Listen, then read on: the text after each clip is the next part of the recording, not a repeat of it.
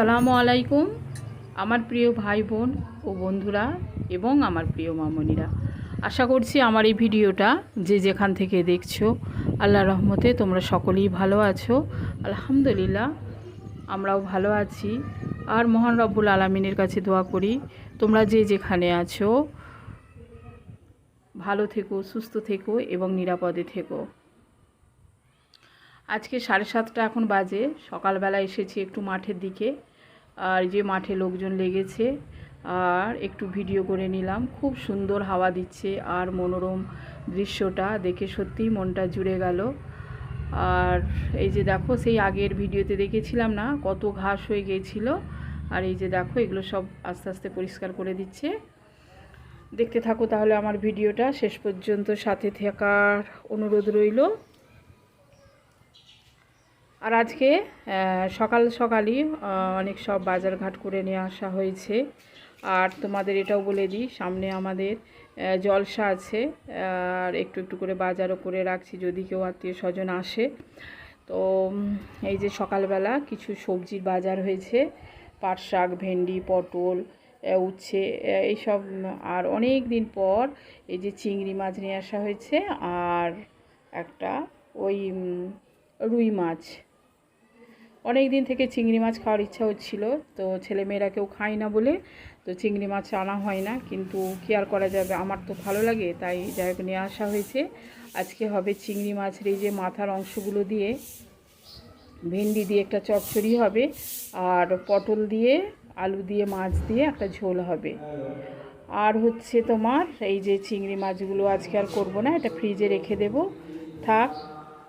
আর মাছের ডিমটা আছে, দেখা যাক, আজকে আর এগুলো কিছু করব না, এই মাছের ঝোলটা করে নেব। দেখতে থাকো তাহলে ভিডিও। আর আজকে এই মাছ দিয়ে আর এই যে মাছটা রান্না করবো আর কি, মাছ দিয়ে পটল দিয়ে। বাইরের চুলোটাই আমি ভালো করে একটু লেপে টেপে রেখে দিয়েছি, এতেই রান্না হবে। দেখতে থাকো।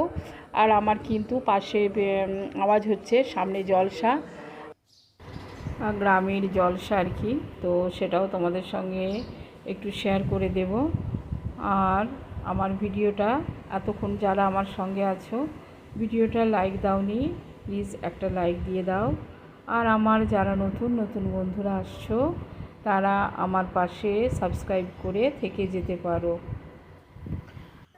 যারা আমার ভিডিওগুলো দেখো কিন্তু কমেন্ট করো না, তাদের উদ্দেশ্যে বলছি প্লিজ তোমরাও একটা লাইক দিয়ে দিও, আর পারলে ফুল ওয়াচ করো, কেমন? আর তোমাদের প্রতি রইল আমার অসংখ্য অসংখ্য দোয়া আর ভালোবাসা। আর এখানে এই যে মাছের মাথাগুলো ভেজে নিচ্ছি, আর এদিকে ভেন্ডির তরকারিটা বসিয়ে দিয়েছি, আর এদিকে বাইরে হচ্ছে মাছ রান্না। মিজানুর, এদিকে এসো, বলো তোমার নাম কি? তুমি কি খেয়েছো সকালে? তা খেয়েছো? আর ওখানে কি রান্না হচ্ছে? ওখানে কি রান্না হচ্ছে? গোন রান্না না মাছ রান্না হচ্ছে? মাছ রান্না হচ্ছে। তাহলে তুমি বলছো ঠিক করে বলো, কে খাবে? কে খাবে মাছ রান্না? আমি। তুমি খাবে? কটা খাবে? একটা মাত্র? ঠিক আছে। এখানে দেখো মাছ রান্নার জন্য আলু আর পটল কেটে রাখা হয়েছে। এর আগে মাছের ঝোলের একটা ভিডিও দিয়েছিলাম, আর এবারও ওইভাবেই সেম প্রসেসে আমি রান্নাটা করব। আর দেখতে থাকো তাহলে ভিডিওটা। এখানে মাছ ভাজা হচ্ছে। মাছগুলোকে বেশ মিডিয়াম করে ভাজতে হবে, বেশি কড়াও নয় আর একদম কাঁচাও নয়। আর এদিকেও গ্যাসে টুকটাক রান্না হচ্ছে। পাট শাক ভাজা, এই যে প্রথমবার একদম কচি কচি পাট শাক ভাজা, আর এই যে ভেন্ডি চচ্চড়ি, চিংড়ি মাছের মাথাগুলো দিয়ে চচ্চড়ি করেছিলাম, খুব মিষ্টি এবং সুস্বাদু হয়েছে।